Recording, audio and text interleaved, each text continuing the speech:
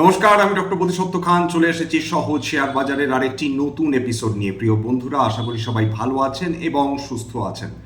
বাজার একদম range bound, কিন্তু যেটা ঘটনা, যেটা মানুষকে আরও বেশি চিন্তিত করে তুলছে, সেটা বাজারের একটি লিমিটেড গণ্ডির মধ্যে ট্রেডিং করা নয় বা অনিশ্চয়তা নয়। যেটা মানুষকে সাংঘাতিক চিন্তার মধ্যে ফেলছে সেটা কিন্তু ইনফরমেশন টেকনোলজি সেক্টর। আজকের ইনফরমেশন টেকনোলজি সেক্টর অর্থাৎ নিফটি আইটিতে 5.5% উপর পতন চলে এসেছে। এবং যদি আইটি সেক্টর অর্থাৎ নিফটি আইটির অন্তর্গত বিভিন্ন স্টকসগুলোতে দেখেন, সেখানে কোফর্জ 6.5%, এইচসিএল টেক 5%, ইনফোসিস 4.5%, এবং এলটি মাইন্ডট্রি 6.5%, এমফ্যাসিস 4%-এর ওপর, ওরাকেল ফিনান্সিয়াল সার্ভিসেস 3%-এর ওপর, পারসিস্টেন্ট সিস্টেমস 7.5%। চমকে যাবেন না, টিসিএস 8.5%-এর কাছে, টেক মহিন্দ্রা 6.3%-এর কাছে পতন হয়েছে। এটা কি খুব একটা স্বাভাবিক পতন বলে মনে হচ্ছে? বিশেষত যেভাবে ইনফরমেশন টেকনোলজি সেক্টর বিগত 2 বছর ধরে আন্ডার পারফর্ম করে চলেছে, সেটা ভারতীয় অর্থনীতির জন্য আক্ষরিক অর্থেই খারাপ। মনে রাখতে হবে, বিগত 20 বছর ধরে এই আইটি সেক্টর তার কাঁধে কিন্তু ভারতীয় অর্থনীতিকে বহন করে নিয়ে চলছিল। বিশ্বের অন্যতম প্রতিষ্ঠিত সেক্টর ছিল ভারতের ইনফরমেশন টেকনোলজি সেক্টর, সেইটা আজকে দারুণ সংকটের মুখে দাঁড়িয়ে গিয়েছে। কেন বলুন তো?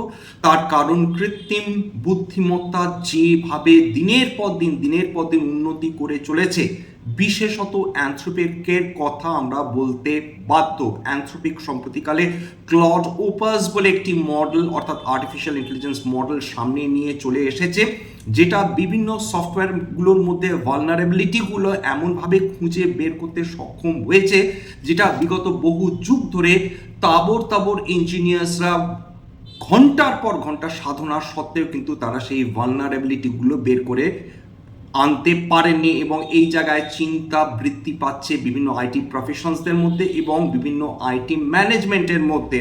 প্রথম কথা যেটা দাঁড়াচ্ছে, সবাই এই প্রশ্ন করছেন, তাহলে যদি আর্টিফিশিয়াল ইন্টেলিজেন্স মডেলগুলো এইভাবে ডেভেলপমেন্ট করতে সক্ষম হয়, সেক্ষেত্রে আইটি সেক্টরের প্রয়োজনীয়তা আদৌ কি থাকবে সামনের কয়েক বছরের মধ্যে?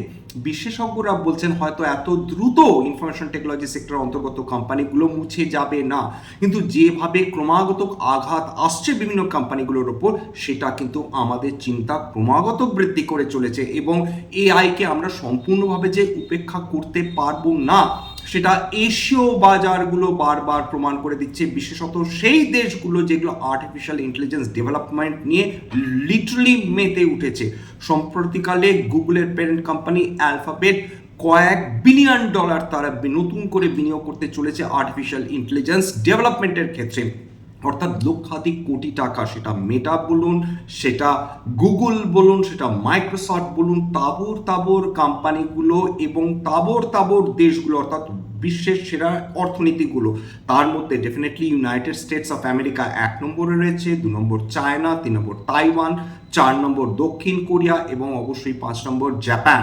এই দেশগুলো এমনভাবে ঝাঁপিয়ে পড়েছে, লক্ষাধিক কোটি টাকা যেটা আমরা কল্পনাও করতে পারি না, বিশেষ করে রিসার্চ অ্যান্ড ডেভেলপমেন্টের কাজে লাগানোর ক্ষেত্রে সেটা তারা করে চলেছে। এবং আমাদের দেশ থেকে বিগত 2 বছর ধরে যদি ফরেন ইনস্টিটিউশনাল ইনভেস্টার্সদের ক্রমাগত পলায়ন দেখি, তারা এই টাকাটা নিয়ে যে বেরিয়ে যাচ্ছে, তারা ক্রমাগত বিভিন্ন শেয়ার যে বিক্রি করে চলেছেন, এই টাকাটা তারা প্রকৃত অর্থে কোথায় গিয়ে বিনিয়োগ করছেন? তারা এই সমস্ত টাকা বিনিয়োগ করছেন হয় আর্টিফিশিয়াল ইন্টেলিজেন্স ডেভেলপমেন্ট কোম্পানিতে, নইলে অতি উন্নত মানের সেমিকন্ডাক্টর বিজনেসে, নতুবা তারা এনভিডিআর যে গ্রাফিক প্রসেসিং ইউনিট রয়েছে সেখানে গিয়েও তারা বিনিয়োগ করছেন। অর্থাৎ ডেটা সেন্টার, বারবার যেটা বলার চেষ্টা করছি, দেখুন ডেটা সেন্টার বলুন, সেমিকন্ডাক্টরস বলুন, রিনিউয়েবল এনার্জি বলুন, এটা একটা গোটা ইকোসিস্টেম। অর্থাৎ আর্টিফিশিয়াল ইন্টেলিজেন্স ডেভেলপমেন্টের জন্য এদের প্রত্যেকের প্রয়োজন অত্যন্ত জরুরি। এবং যে দেশগুলো সেমিকন্ডাক্টরে 1 নম্বর, রিনিউয়েবল এনার্জিতে 1 নম্বর, জিপিইউতে 1 নম্বর, ডেটা সেন্টারে 1 নম্বর, সেই সমস্ত দেশে গিয়ে তাবর ফরেন ইনস্টিটিউশনাল ইনভেস্টার্সরা তারা লক্ষাধিক কোটি টাকা ইনভেস্টমেন্ট করছে। ঠিক এই কারণেই আমরা কিন্তু একটা মাস এক্সোডাস দেখে চলেছি। বিশেষ করে কেবলমাত্র ভারতবর্ষ যে একা ভুক্তভোগী তা না, বিশ্বে যত ডেভেলপিং ইকোনমি রয়েছে সমস্ত ইকোনমি থেকে কিন্তু বিলিয়নস অফ ডলার্স প্রত্যেক বছর বেরিয়ে চলেছে, বিগত কয়েক মাস ধরে বেরিয়ে চলেছে। এবং সমস্ত যে তাবর তাবর কোম্পানিগুলো রয়েছে, বিশেষ করে ম্যাগনিফিসেন্ট 7 বা ম্যাগনিফিসেন্ট 8 আমেরিকার, তারা সবচেয়ে বেশি আগ্রহী আর্টিফিশিয়াল ইন্টেলিজেন্সে ইনভেস্টমেন্ট করার ক্ষেত্রে। এখন আমরা এটা জানি না যে এই আর্টিফিশিয়াল ইন্টেলিজেন্স প্রজেক্ট শেষ পর্যন্ত সফল হবে নাকি 2001 সালের যে ইনফরমেশন টেকনোলজি বাবেল ছিল, যে বুদবুদ ফেটে গিয়েছিল, তারই মতন একটা সময় ফেটে যাবে। আশঙ্কা আরও বৃদ্ধি হচ্ছে, কারণ এশীয় মার্কেটগুলো বিগত কয়েক মাসের মধ্যে যেভাবে ফুলে ফেঁপে উঠেছে সেটার তুলনা হয় না। কিন্তু এই যে এশীয় মার্কেটগুলোর অন্তর্গত বিভিন্ন স্টকস যারা আর্টিফিশিয়াল ইন্টেলিজেন্স ডেভেলপমেন্টে সাহায্য করে চলেছে, তাদের যেরকম শেয়ারের দাম দিনের পর দিন রুদ্ধশ্বাস বৃদ্ধি পাচ্ছে, একই সঙ্গে তাদের সেলস বৃদ্ধি পাচ্ছে, একই সঙ্গে তাদের কিন্তু প্রফিটেবিলিটিও বৃদ্ধি পেয়ে চলেছে। ঠিক সেই কারণেই আজকের ভারতীয় শেয়ার বাজারে বিভিন্ন স্টকস, বিভিন্ন ইন্ডাইসেসে পতন হওয়া সত্ত্বেও আমরা যেটা দেখতে পাচ্ছি যে এই এশীয় বাজারগুলো ভারতীয় শেয়ার বাজারের তুলনায় অনেক বেশি সস্তা হয়ে রয়েছে। খুব স্বাভাবিক, যে কোম্পানিগুলো দিনের পর দিন সেলস বৃদ্ধি করবে, প্রফিট বৃদ্ধি করবে, তাদের পি রেশিও ইউজুয়ালি কম থাকবে। অন্যদিকে ভারতের যে বিভিন্ন কোম্পানিজগুলো রয়েছে তাদের মূল ফোকাস রয়েছে সার্ভিসেসের ওপর। একটা না একটা সময় ভারতকে ম্যানুফ্যাকচারিংয়ের উপর ফোকাস করতেই হবে। বর্তমানে বিভিন্ন কোম্পানি তাদের অনেক বেশি আগ্রহী সার্ভিসেস প্রোভাইড করা নিয়ে। তাদের কিন্তু রিসার্চ অ্যান্ড ডেভেলপমেন্টে যে পরিমাণ টাকা বিনিয়োগ করা উচিত সেটা কি তারা আদেও করছে, এই প্রশ্ন তাদের করতেই হবে। সরকার তাদের আপ্রাণ চেষ্টা করে যাচ্ছেন বিগত 14-15 বছর ধরে, বিভিন্নভাবে বিভিন্ন খাতে তারা কর্পোরেট জগৎকে সাহায্য করার চেষ্টা করছেন। তার প্রকৃষ্ট উদাহরণ যে কর্পোরেট ট্যাক্সেস ছিল সেটা 30% থেকে কমিয়ে 25% নামিয়ে দেওয়া হচ্ছে, কিন্তু সেই 5% টাকা সেটা কোম্পানিগুলো কি করেছে না, তারা কোনো এমপ্লয়মেন্ট জেনারেট করেছে, না তারা কোনো রিসার্চ অ্যান্ড ডেভেলপমেন্টে ইনভেস্ট করেছে। তার ফলে যা হবার তাই ছিল। বর্তমানে যে কোম্পানিজগুলো আমাদের সার্ভিসেস প্রোভাইড করছে তাদের একটা লিমিটেড প্রফিটেবিলিটি রয়েছে, বা তাদের কিন্তু একটা লাম্পি প্রফিট হয়ে চলেছে। ঠিক এই কারণেই আমরা দেখতে পাচ্ছি যে কোম্পানিজগুলো বিনিয়োগকারীদের মন জুগিয়ে চলতে পারছে না। কখনো প্রফিট বাড়ছে, কখনো প্রফিট কমে যাচ্ছে, কখনো সেলস বাড়ছে, কখনো সেলস কমে যাচ্ছে। অর্থাৎ আমরা যে হাই গ্রোথের কথা ভাবি, আমরা যে আর্নিংস ট্র্যাজেক্টরির কথা ভাবি, সেটা আদেও আমরা দেখতে পাচ্ছি না। এই মুহূর্তে আমাদের সরকার যেটা অ্যাক্টিভলি ফোকাস করার চেষ্টা করছেন, সেই সেক্টরসগুলোতে কোম্পানিগুলো কি সত্যি আগ্রহী মেক ইন ইন্ডিয়ার ক্ষেত্রে? বিশেষ করে সরকার যখন ফোকাস করছেন রিনিউয়েবল এনার্জির ওপর, সেমিকন্ডাক্টরসের ওপর, ইলেকট্রিক ভেহিকলসের ওপর, ইলেকট্রিক ব্যাটারিজের ওপর, এবং এমনকি আর্টিফিশিয়াল ইন্টেলিজেন্স মডেলের ক্ষেত্রেও সরকার সাহায্য করতে আগ্রহী।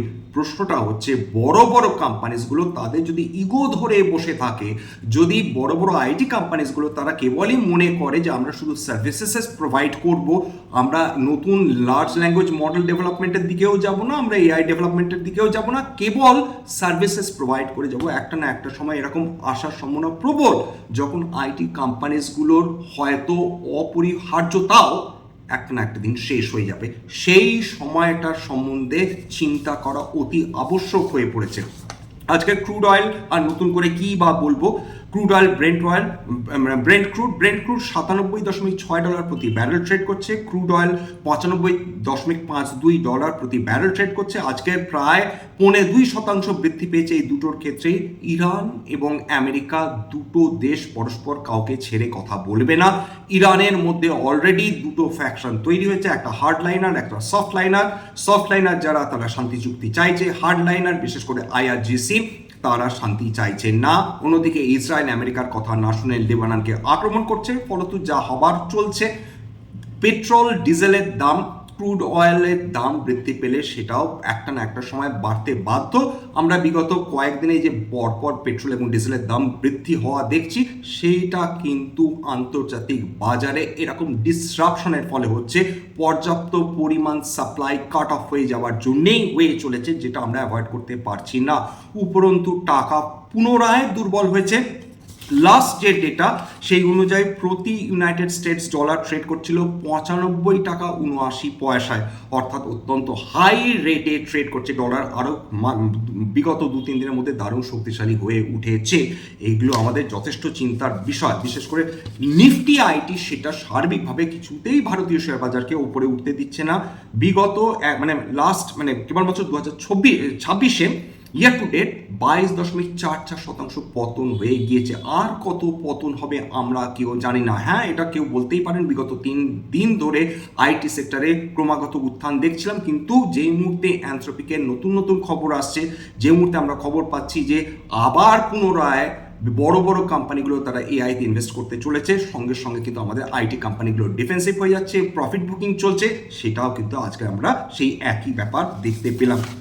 যাক, এছাড়া আরেকটা কারণে ভারতীয় শেয়ার বাজার আজকে পতন দেখেছে, সেটা ইউনাইটেড স্টেটস নতুন করে দর কষাকষি করা শুরু করেছে। তারা হুমকি দিয়েছে তারা 12.5% ফোর্স লেবার ট্যারিফ বসাতে চলেছে ভারতবর্ষের ওপর, এবং খুব স্বাভাবিকভাবে চায়না, জাপানের মতন কিছু দেশের ওপর।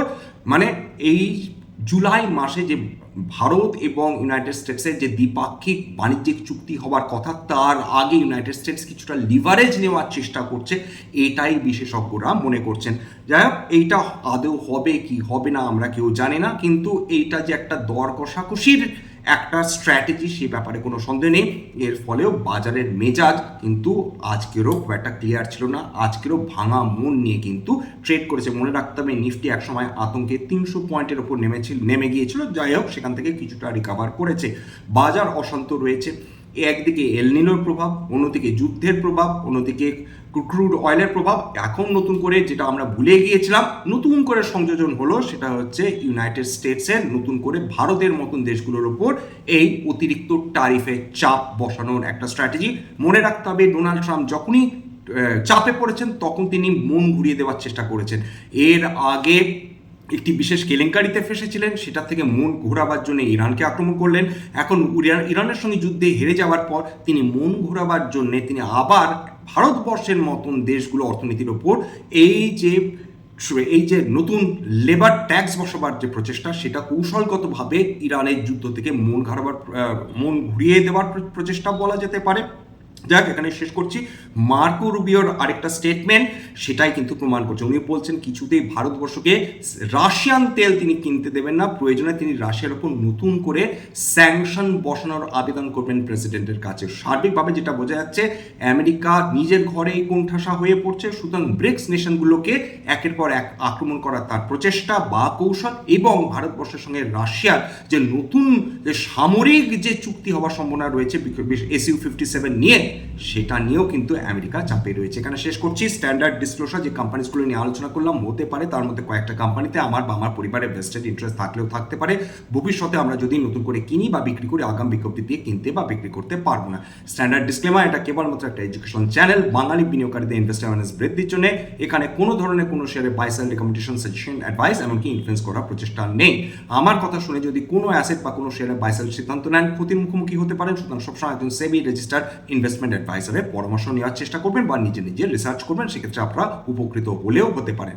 সবশেষে যেটা বলি, যদি ধরনের এপিসোড আপনাদের ভালো লাগে, প্লিজ একটা লাইক দেবেন, প্লিজ সাবস্ক্রাইব করবেন, এবং যদি সত্যি মনে হয় আমার বাঙালি ভাই বোনদের জীবনে একটুখানি ভ্যালু অ্যাড করতে পেরেছি, প্লিজ নিজের গ্রুপে শেয়ার করে দেওয়ার চেষ্টা করবেন। নমস্কার।